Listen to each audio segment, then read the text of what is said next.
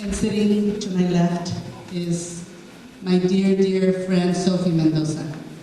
And I'm going to ask. Let's see, where do I start? My father was a labor organizer, so I was born into a lot of activity. I have two brothers, but my dad expected my brothers to be the organizers, not me.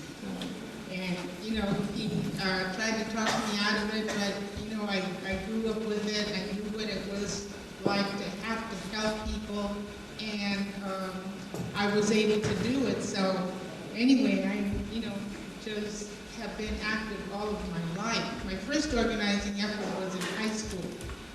They had everything except the Spanish club, and I organized that, you know, and it felt good to win when you know that you're right. So anyway, I, you know, just did a lot of organizing all my life.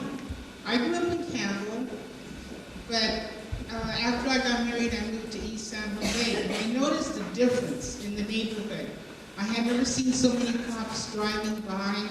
I saw the way that children were treated, and I heard about the way they were treated in school, and it was just the complete opposite of the experience that I had.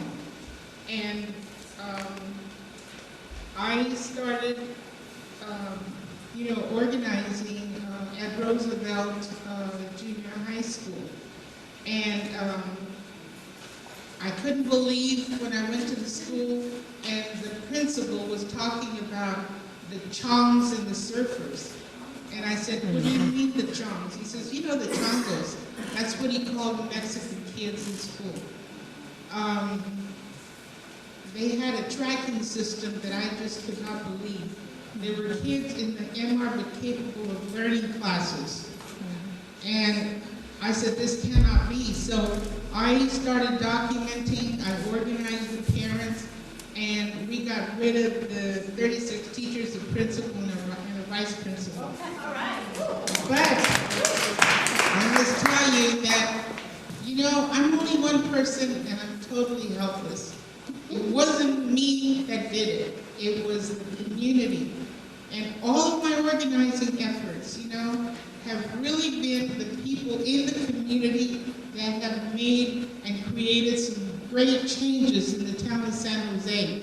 And I'm going to tell you about some of those things because we turned this town in its head many, many times. But again, the credit goes to the community. After we got rid of those teachers and the principal and the vice principal, that's when I met Consuelo.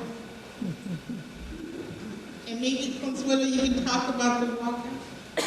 The first walkout that we had was not in Los Angeles. It happened right there in San Jose. One of the things that I have to give San Jose a lot of credit for, because the war in Vietnam, you know, was occurring at the time. Students were just starting to get into San Jose State. And one of the great things that we did, we were so smart in organizing the students, the community, and organizing everybody. We did an incredible job of organizing here in San Jose. And it was San Jose that gave the Chicano movement in the Southwest leadership. Also,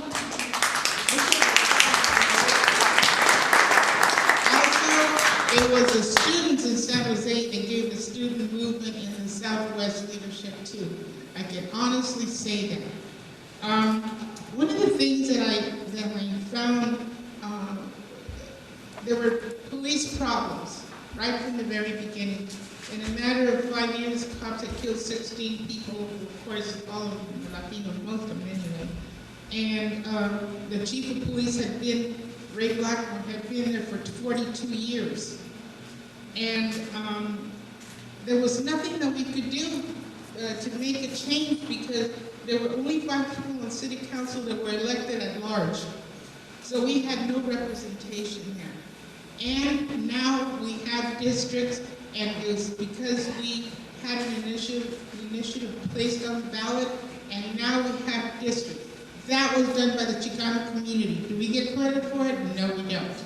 But anyway, I just, you know, I want you to know that that came from our community. we organized a group called United People Arriba, and then out of that came the Community Alert Patrol.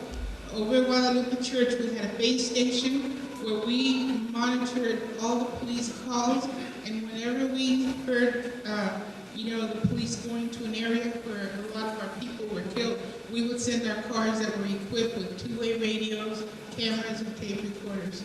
Not to interfere, but only to document, so we could give the information to people and help their cases in court.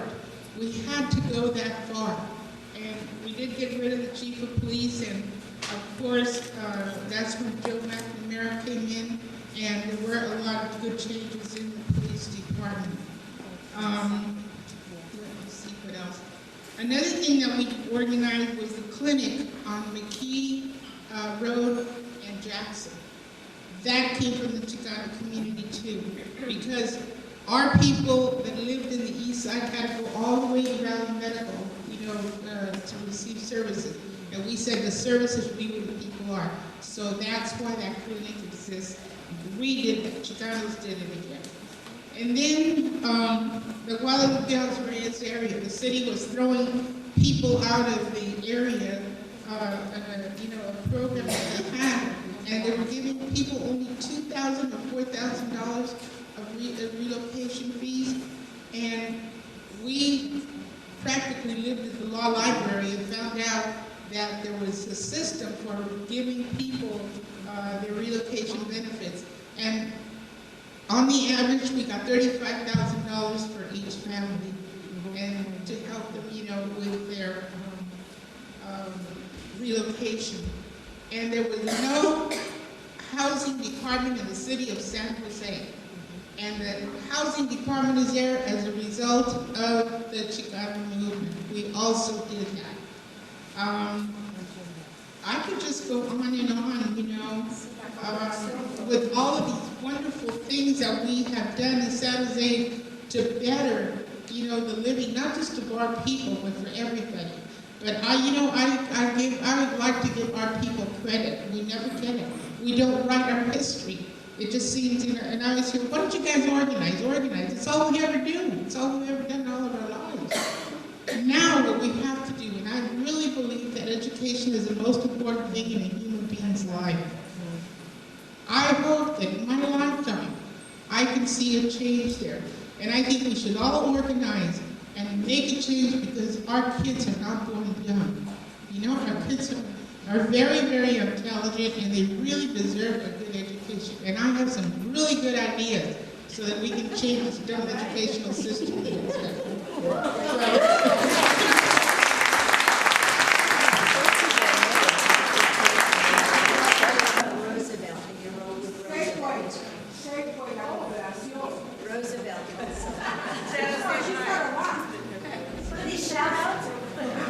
I still remain active with the Corsi Council.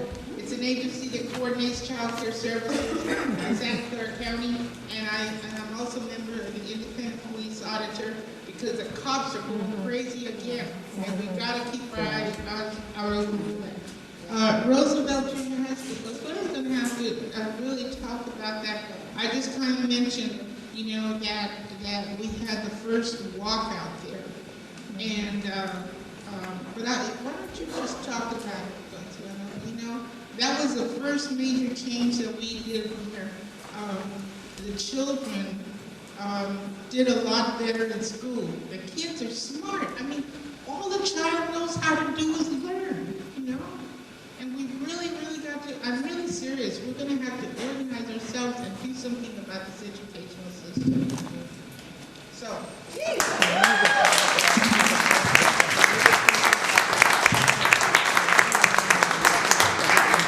I'm going to take this opportunity. Sophie, from my heart, you were my inspiration. Grassroots parent of a student that she entrusted in my hands when I was a teacher.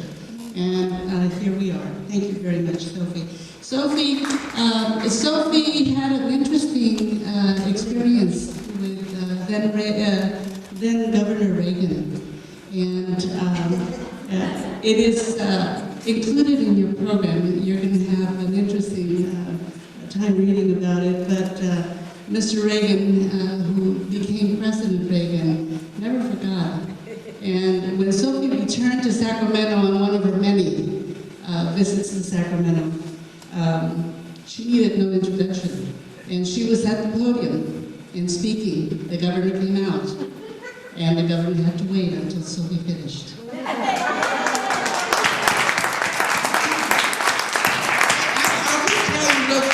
This is a funny story. He's not as smart as he thinks he is. He wasn't as smart as he thought he was. We had a meeting, and we were told to be ready at 6 o'clock in the morning because it was going to be the special meeting. They wouldn't tell us where or why or whatever.